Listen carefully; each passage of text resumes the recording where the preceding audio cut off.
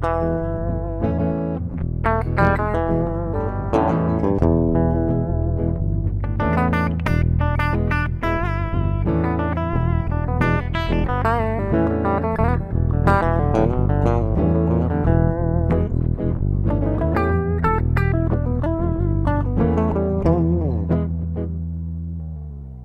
sommes le jeudi 1er octobre 2015. Bonjour et bienvenue à toutes et à tous. Je suis ravi de vous accueillir pour cette nouvelle émission 100% Homestagist, votre magazine mensuel consacré au homestaging. Comment vendre rapidement votre logement, comment valoriser votre appartement ou votre maison. Nous répondrons à toutes vos attentes avec des témoignages, des conseils, des expertises, mais aussi de nombreux exemples de réalisation. 100% Homestagist, ça commence maintenant.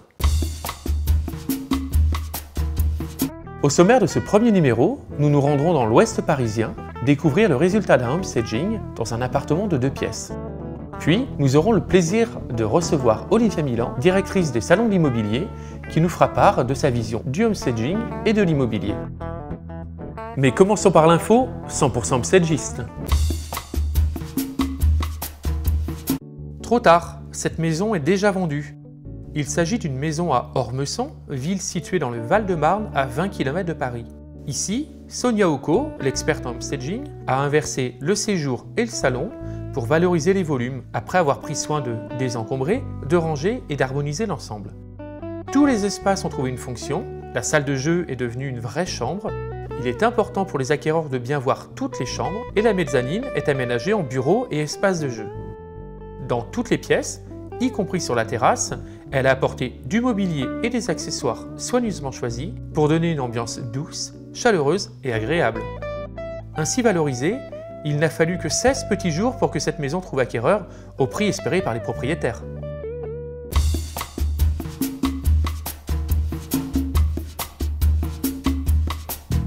La réponse est claire.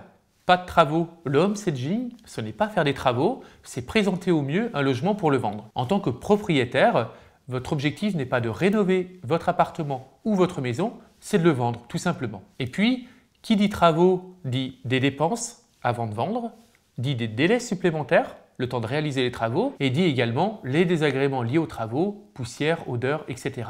Bref, le homestaging, ce n'est pas faire des travaux. Évidemment, cela n'empêche pas de faire les petites réparations ou finitions qui s'imposent. Réparer une prise, changer une ampoule, mettre une barre de seuil ou encore refixer une poignée. Si certains murs, notamment dans l'entrée, le salon ou le séjour, ne sont pas propres, il peut être pertinent de passer un coup de peinture blanche.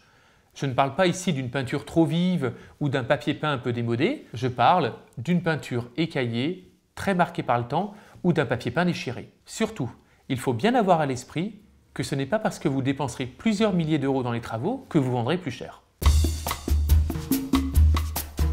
Un vrai travail de professionnel, une décoration magnifique qui a permis de vendre mon appartement très rapidement. La preuve que amabilité et compétences peuvent se combiner à merveille pour fournir un service de qualité. Témoignage d'un propriétaire à propos d'une prestation du Christian Prince, experte en homestaging à Lyon.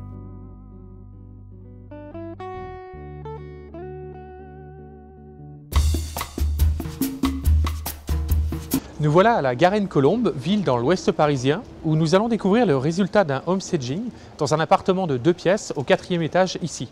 Allez, suivez-moi.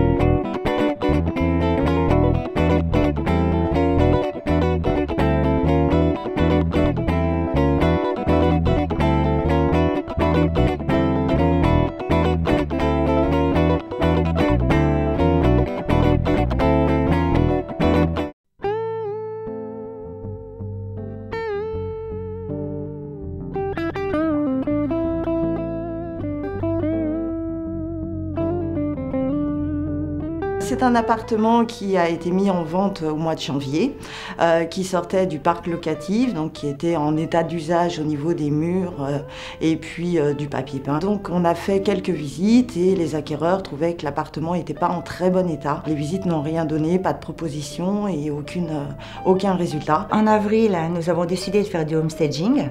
Ce qui a généré de suite beaucoup de visites, comme si c'était un nouvel appartement qu'on remettait en vente sur Internet. Du coup, on a eu même des clients qui avaient déjà visité une première fois et qui sont revenus le voir, pensant que c'était un nouveau produit qui arrivait sur le marché. Avec une super déco, des super photos. Nous avons fait une trentaine de visites en 2 mois, dont une proposition d'achat 15 jours après le début du homestaging. C'est grâce au homestaging que nous avons réussi à le vendre.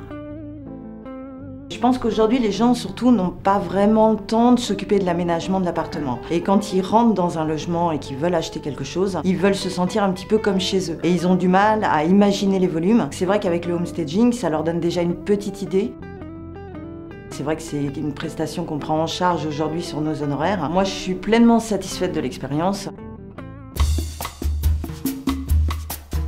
Bonjour Olivia Milan, vous êtes directrice des salons de l'immobilier de Paris, Lyon et Toulouse. En quelques mots, comment résumeriez-vous le marché de l'immobilier actuellement ?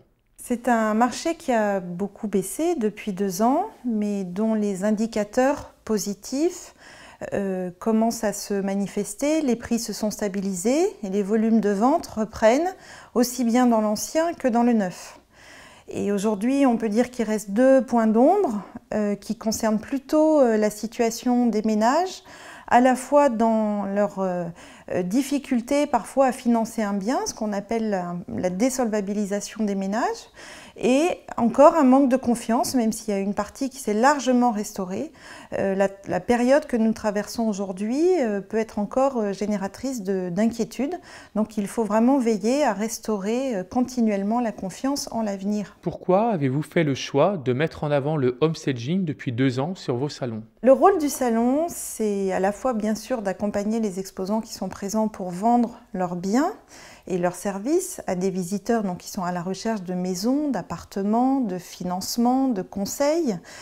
Mais c'est également pour les moins expérimentés ou ceux qui sont dans un processus de décision qui est plus dans la phase de réflexion, qui n'est pas encore dans l'achat directement, c'est d'informer et de leur présenter l'ensemble des services qui vont pouvoir les aider à mener à bien ce projet immobilier.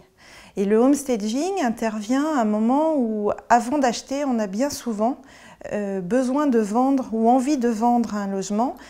Et donc on a estimé que ça faisait partie de notre rôle aussi de faciliter à la vente du logement pour pouvoir aider à l'achat. Comment mettez-vous en avant le homestaging sur vos différentes éditions ?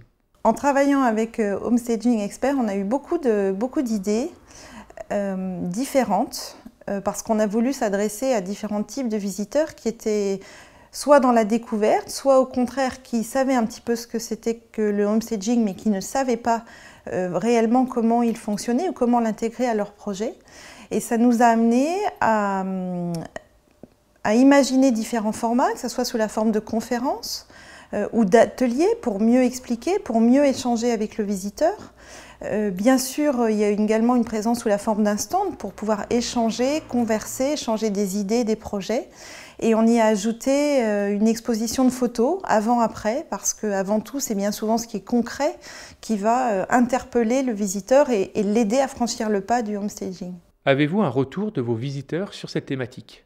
Oui, c'est ce que j'adore sur le salon, c'est que quand je me promène dans les allées et que j'écoute les exposants et les visiteurs pour comprendre un petit peu ce qui se passe sur le salon, c'est « Ah, t'as vu, c'est extra, mais finalement, c'est pas si compliqué que ça, mais pour nous, ce serait possible d'accéder à ça. » L'exposition photo avant-après est quand même très marquante parce que ça permet effectivement de faire passer les messages et toute l'essence même du homestaging.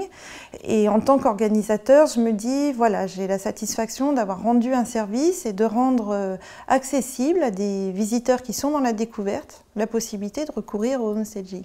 Personnellement, si vous deviez vendre votre logement, feriez-vous appel à un homestagiste ?